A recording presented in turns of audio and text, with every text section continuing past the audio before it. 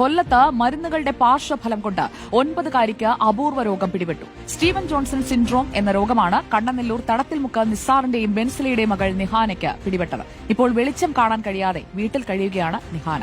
നിഹാനയുടെ തുടർ ചികിത്സയ്ക്കായി സുമനസുകളുടെ സഹായം തേടുകയാണ് ഈ നിർധന കുടുംബം.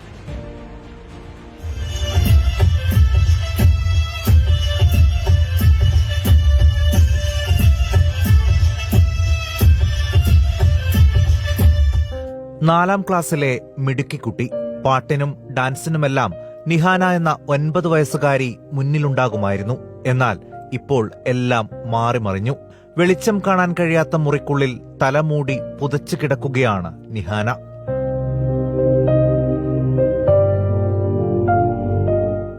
എങ്ങനെയെങ്കിലും ഉള്ളത് കണ്ണു തുറന്നാൽ മതിയെന്ന് പറഞ്ഞുകൊണ്ടാണ് ഞാൻ ഈ ചാനലുകാരെ അറിയിപ്പിച്ചത്.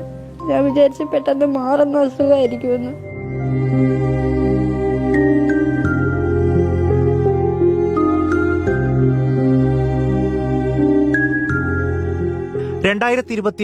ജനുവരി 23 നിഹാനയുടെ ജീവിതത്തിൽ ഇരുൾ വീണത്.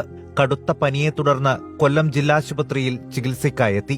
ആഴ്ചകൾക്ക് മുൻപ് പൂച്ചമാന്തിയെന്ന് അറിയിച്ചതിനെ തുടർന്ന് റാബിസ് വാക്സിൻ എടുത്തു. കൂടാതെ 4 മരുന്നുകളും ഡോക്ടർമാർ നൽകി. എന്നാൽ ഇവയിൽ ഏതോ ഒരു മരുന്ന് നിഹാനയ്ക്ക് അലർജിയുണ്ടാക്കി. ഇതിലൂടെ സ്റ്റീവൻ ജോൺസൺ സിൻഡ്രോം എന്ന അപൂർവ രോഗം പിടിപെട്ടു.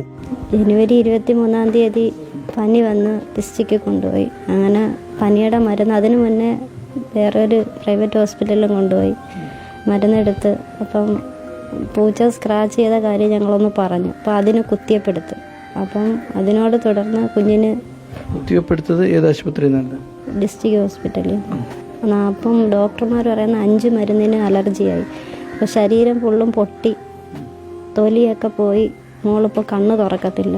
കണ്ണ് തുറക്കാൻ സപ്പോർട്ടില്ലാതെ പറ്റത്തില്ല. അപ്പം തുടരെ 3 സർജറി ചെയ്തിട്ട് കണ്ണ് തുറക്കത്തുള്ളൂ. ഇപ്പം ഒരു അപൂർവ രോഗമായിട്ട് ഇത് മാറി. ഒരു 3-4 മരുന്ന് ആ സമയത്ത് എടുക്കുന്നുണ്ടായിരുന്നു. ഏതോ ഒരു മരുന്ന് വെച്ച് ഒരു സിവിയർ റിയാക്ഷൻ, അത് സ്റ്റീവൻ ജോൺസൺ സിൻഡ്രോം എന്ന് പറയുന്നത്, അത് ഉണ്ടായി. അതിൽ ഉണ്ടാവുന്ന എന്തുവാന്ന് പറഞ്ഞാൽ നമുക്ക് ഈ നോർമലി നമ്മൾ ചെറിയ ഒരു അലർജിക് റിയാക്ഷൻ നമ്മൾ കാണുന്നത് തന്നെ അത് ഒത്തിരി സിവിയർ ആയിട്ട് ഫുൾ ബോഡിയിൽ ഒരു ടിഷ്യൂ പോലും വിടാതെ ഫുൾ ബോഡിയിൽ മേളിൽ നിന്ന് താഴെ വരെ എല്ലാ പാർട്സിൽ ഇൻവോൾവ് ചെയ്യുന്ന പോലെ ഒരു ഇത് വരും. ഇപ്പോൾ ഓരോ ദിവസവും കഴിയുന്തോറും നിഹാനയുടെ കാഴ്ച കുറഞ്ഞു വരികയാണ്. മാത്രമല്ല വെളിച്ചവും നിഹാനയ്ക്ക് പറ്റില്ല.